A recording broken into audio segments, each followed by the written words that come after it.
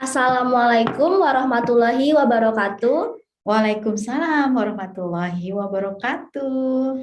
Kita ketemu lagi di acara Q&A seputar permasalahan Gen Z dan Gen Alpha. Bagaimana kabarnya Bu Lilis? Alhamdulillah luar biasa, tetap semangat, selalu semangat. Ya, hari ini kita akan membahas pertanyaan-pertanyaan menarik dan tentunya mewakili kepenasaran banyak orang, terutama untuk generasi Gen Z dan Gen Alpha. Kalau begitu langsung saja saya bacakan pertanyaan nomor pertama ya Bu Lilis. Iya, boleh. Jadi pertanyaannya, dia ini punya teman. Temannya itu menurut dia begitu cantik. Cantik dalam artian kulitnya bersih, enak dipandang, glowing. Nah, dia membandingkan dengan dirinya sendiri yang menurut dia itu jelek. Misalnya dia tuh kulitnya kusam, jerawatan, pokoknya berbanding terbalik lah dengan temannya. Di situ dia merasa iri. Menurut itu bagaimana cara menyikapinya, Bu Lilis? Oke, berarti ini ada sindrom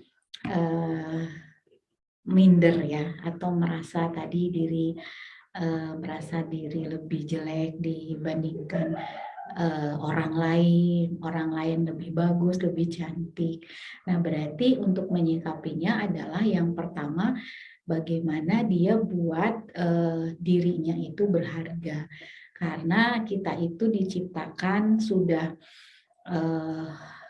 sebaik-baiknya ciptaan, dan kita itu dulu dari sperma yang paling baik, sel telur yang paling baik, dan tentunya emang kita sebaik-baiknya ciptaan. Nah, kita harus sudah melihat semua orang. Jadi sebaik-baik ciptanya ada kelebihan, ada kekurangan. Nah, mungkin orang tadi misalnya temannya kelebihannya di muka. Tapi bisa jadi orang yang tadi merasa dirinya rendah itu kelebihannya mungkin bukan di muka, tapi di yang lain. Saya pikir ini yang Gen Z, Gen Alpha, semua itu mengalami ya, di mana titik, oh, aku sih lebih jelek, dia lebih bagus. Nah, cara menyikapi yang pertama adalah cari kelebihan dari kita apa. Pasti ada. Karena kan tadi sebaik-baik ciptaan, pasti ada kelebihannya.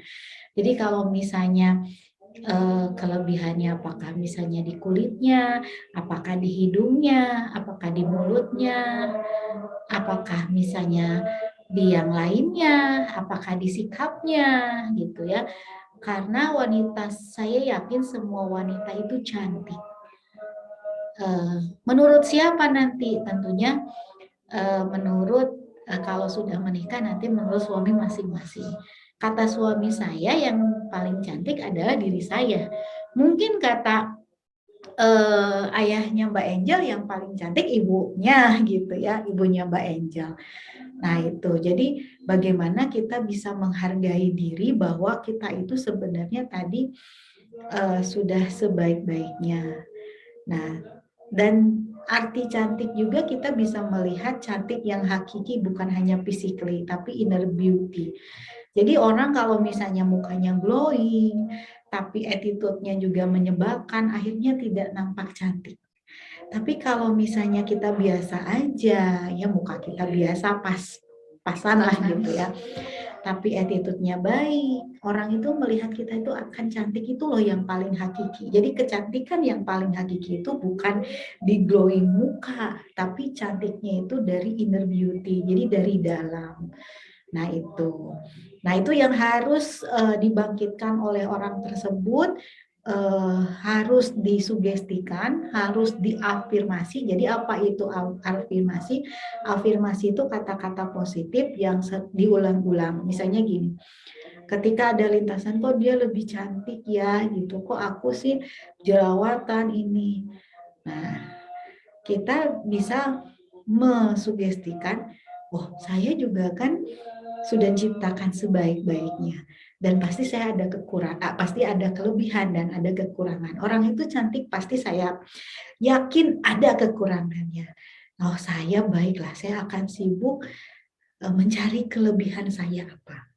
Misalnya kelebihannya oke sih mukanya biasa aja, tapi ketika berbicara dia sopan santun, sehingga orang ngelihatnya cantik. Saya dulu pernah punya temen, ya pokoknya dari muka ya, menurut kebanyakan orang cantik. Tapi dia tuh jutek banget gitu. Jadi kalau ketemu gitu ya nggak pernah nyapa dan sebagainya. Sementara saya punya temen yang biasalah mukanya, tapi dia ramah, ya dia sopan santun. Nah, di mata saya yang cantik itu bukan yang tadi cantik secara fisik, tapi cantik secara attitude. Ya kalau muka kan kita nggak bisa nawar ya, muka dari dulunya begini, dari Allah nggak bisa. Tapi attitude saya pikir semua orang bisa untuk melatih attitude. Makanya ketika misalnya tidak percaya diri, kita misalnya misalnya aduh nggak saya percaya diri, hidung saya kok pesek, akhirnya dioperasi. Apakah dia puas? Tidak. Tetap aja dia merasa tidak cantik. Nanti permak-permak ada yang sampai kemarin itu tuh sampai 100 kali operasikan. Dan dia masih bilang bahwa dirinya itu belum sempurna. Saya pikir matanya belok kayak Barbie, yang mulutnya.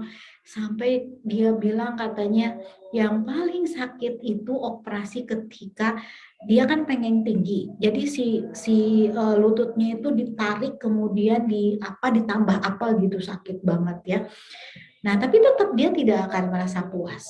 Sampai kapanpun dia tidak merasa puas. Nah, makanya coba kita bangun kecantikan itu dari dalam diri yang sering disebut inner beauty, dari attitude. Attitude itu tuh akan permanen loh. Muka glowing, nanti juga pewot, keriput, jadi nenek-nenek, jadi kakek-kakek gitu. Tapi kalau attitude, dia tetap nanti mau jadi kakek-kakek, mau jadi nenek-nenek, tapi dia tetap akan bisa untuk ditampilkan. Jadi yuk kita sibuk ke attitude. Tadi attitude kita itu misalnya bagaimana kita ketemu dengan orang, ada sopan santun, kemudian attitude kita yang berintegritas. Apa itu integritas? Jujur, tanggung jawab, ya amanah kalau dikasih kepercayaan gitu, kerja keras, disiplin. Nah, ini kan di sana aja kita. Karena nanti itulah yang permanen dan tentunya temukan kelebihan kita, talent kita apa. Sehingga nanti kita akan sibuk untuk melejitkan talent kita dibandingkan kita ngurusin orang lain yang belum tentu orang lain pun mengurusi diri sendiri. Rugi banget kalau pikiran kita kesedot untuk memikirkan orang lain. Nah, sayang. Lebih baik si energi itu kita lakukan untuk mempercantik diri dalam segi tadi attitude. Ya, jadi kalau merasa rendah diri, ayo kita cari kelebihan kita apa. Pasti ada menemukan ya. Nah, saya misalnya ini ada tai lalat gitu. Ini waktu kecil sampai sekarang jadi saya nggak akan ketuker karena ada tai lalat. Saya pikir ini pemanis dari Allah ya, dan jadi manis. Nah ini kelebihan saya. Apalagi kalau misalnya tai lalatnya saya tarik dengan senyum, kan enak orang lain. Nah, jadi hidung saya yang alhamdulillah masih ada. Tidak terganggu sekarang. Kenapa? Karena Allah memberikan tai lalat. Dan Allah itu tuh sudah menciptakan pas gitu ya. Kenapa hidung saya begini? Kenapa hidung Mbak Angel itu? Kenapa bibir saya? Karena porsinya tepat. Coba bayangkan, saya juga dulu ingat banget waktu SMP gitu. Kok hidungnya kutil, apalagi saya sering dibully hidung kutil gitu. Saya tiba-tiba menginikan hidung, terus saya membayangkan, kalau hidung saya mancung kayaknya keren. Tapi kayaknya aneh deh. Pernah nggak lihat sih yang ada yang orang yang disuntik misalnya di silikon, hidungnya jadi mancung tapi aneh gitu. Nggak pas dengan wajahnya. Iya, karena dia menghitungkan pengen hidungnya mancung, padahal Allah itu, Tuhan itu sudah porsinya tepat. Kenapa hidung saya begini, kenapa tai lalatnya di sini gitu ya. Terus kenapa di sini ada jerawat, itu pemanis gitu. Nah itu, jadi temukan kelebihan yuk, sibuk dengan temukan kelebihan sehingga kita tidak sibuk dengan orang lain dan tentunya kita akan jauh lebih bahagia dan jauh lebih produktif. Saya langsung bacakan pertanyaan nomor 2. Ya. Bagaimana menyikapi orang yang melakukan body shaming kepada kita? Ya, jadi body shaming itu tuh juga bagian dari bully ya, membuli, dan sebenarnya tidak boleh. Tapi bagaimana kalau kita misalnya sebagai penderita atau sebagai yang dibully? Yang harus kita lakukan penyikapannya tuh penyikapannya yang pertama adalah ya sudah, kita prestasi, sibuk dengan prestasi, karena orang prestasi nggak ada yang dibully gitu ya. Prestasi aja terus gitu. Nanti kalau udah prestasi dia masih body shaming, ya biarin aja, berarti dia ada masalah dengan dirinya, atau misalnya dia sakit jiwa mungkin gitu ya. Itu bisa jadi. Kemudian yang kedua adalah kitanya yang cuekin aja kali gitu ya. Jadi kita nggak usah ditanggapin, terserah dia mau ngomong apa. Justru kalau di persaingan bagus itu, dia terus terus mengurusi kita dengan tadi body shaming, dia mengurusi orang lain, sementara kita ngurusin diri sendiri. Nanti dia energinya habis untuk ngurusin orang lain. Biarin aja, malah sok terus aja, kamu body shaming aku, biar kamu waktunya habis, sementara aku tadi berprestasi, melakukan sesuatu yang positif dan berkarya gitu ya, ada hasilnya, dan tentunya nanti hidup kita produktif gitu. Kemudian yang ketiga ya caranya adalah kalau misalnya ada aparat, misalnya ada guru, ada aparat pemerintah, boleh kita kasih, misalnya itu ada orang yang membuli itu. Dan mungkin doakan saja, mungkin suatu saat ada undang-undang ya untuk yang body shaming atau yang ngebully gitu. Nah itu, jadi yang pertama tadi prestasi, yang kedua udah biarin aja gitu, terserah. Dan yang ketiga kita harus tegas, harus lebih berani untuk misalnya dia body shaming, kita bilang, kamu emang dengan begitu tuh ngapain sih gitu buat kamu, jadi harus digertak. Karena sebenarnya yang membuli itu ngegertak, nah kita gertak lagi. Ya, gertak sambal. Sebenarnya orang yang ngebully, orang preman itu orang penakut. Makanya kita harus pura-pura berani meskipun kita takut, gertak aja lagi gitu.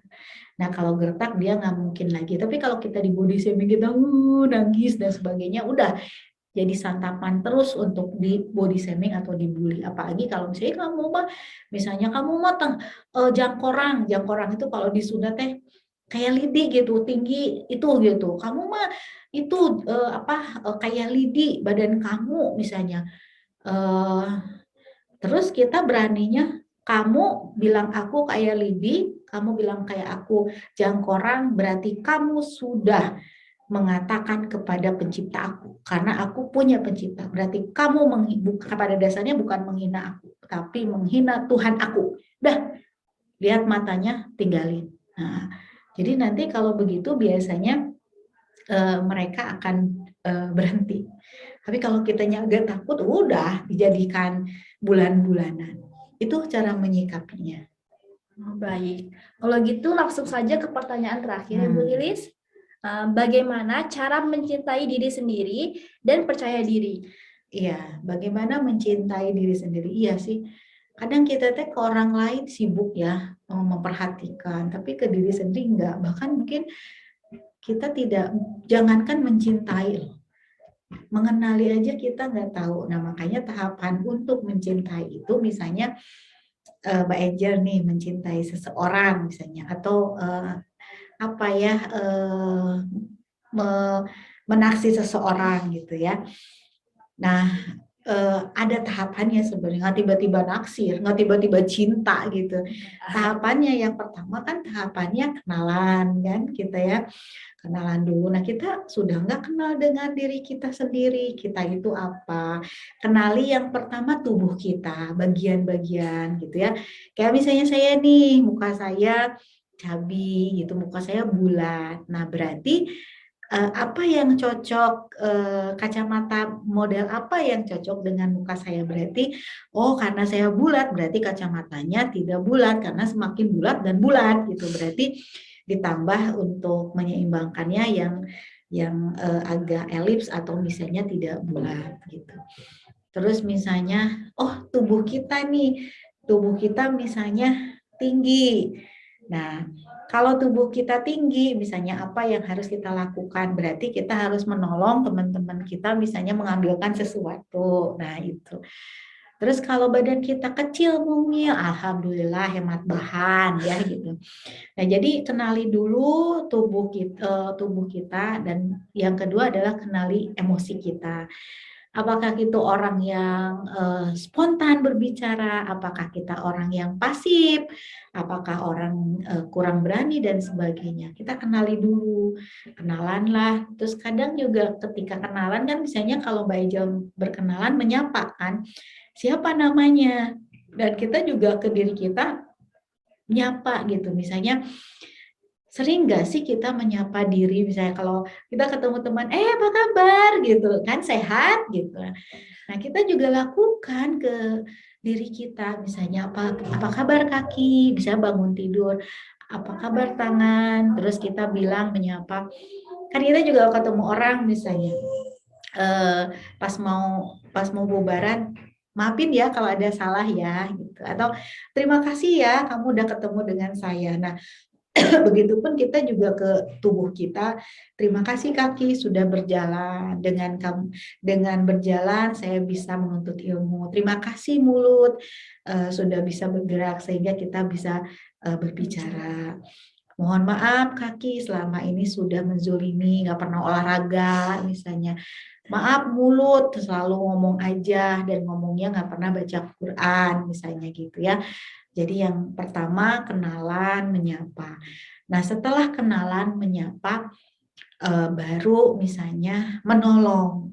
Jadi menolong kalau kita mau menolong orang lain, kita harus terbiasa menolong dulu diri sendiri. Karena kalau di pesawat suka ada tutorial kan, nanti kalau misalnya tekanan udaranya tiba-tiba menurun, nanti akan ada eh, apa masker udara ya. Nanti kalau misalnya bagi ibu-ibu yang menolong anaknya silakan pakai dulu masker udaranya, baru dia gitu. Dalam artian ketika kita mau menolong orang lain, tolong dulu diri sendiri, ditolong gitu ya. Misalnya menolong di segi apa nih? Misalnya menolong segi eh, fisik, misalnya sakit apa? Yuk kita misalnya, saya emahnya nih suka kamu. Berarti bagaimana nih biar emahnya diobatin, tidak luka lagi gitu ya. Kemudian aduh saya suka sakit gigi, berarti evaluasi apakah gosok giginya benar atau tidak gitu ya.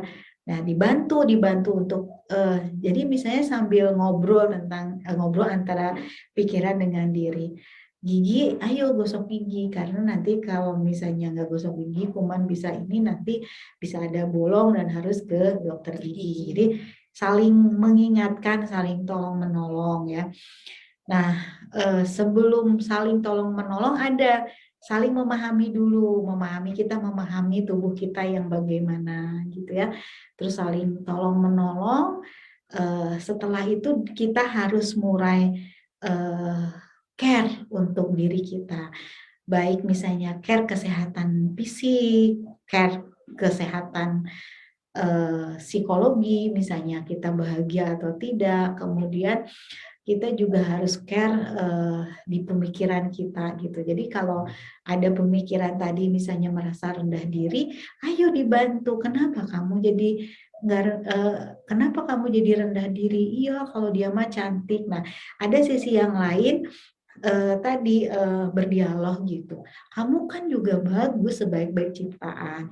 Nah, kamu bisa fokuslah pada kelebihan kamu. Mungkin kamu kelebihannya bukan di muka, tapi kelebihannya di yang lain gitu. Jadi harus mulai care ke tubuh, harus kenalan, terus care. Lama-lama sudah kenal, sering menyapa, memahami, menolong, care tadi secara fisik, psikologi, dan secara pikiran. Nah, tentunya nanti akan ada tiba-tiba jatuh cinta terhadap diri sendiri, dan jatuh cinta terhadap diri sendiri dalam artinya kita bersyukur kepada Allah. Alhamdulillah ya Allah, saya diciptakan begini. Dan kalau kita bersyukur nanti akan dilipat gandakan.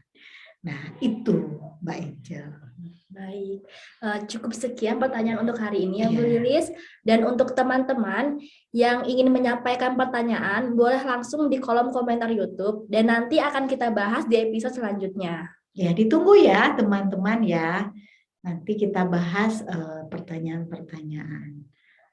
Terima kasih banyak Mbak Angel. Terima kasih juga Ibu Lilis dan teman-teman yang menyimak acara kita hari ini. Semoga ilmunya bermanfaat dan dapat menginspirasi. Kita ketemu lagi di acara Q&A seputar permasalahan Gen Z dan Gen Alpha. Assalamualaikum warahmatullahi wabarakatuh. Waalaikumsalam warahmatullahi wabarakatuh. Sampai ketemu. Bye-bye.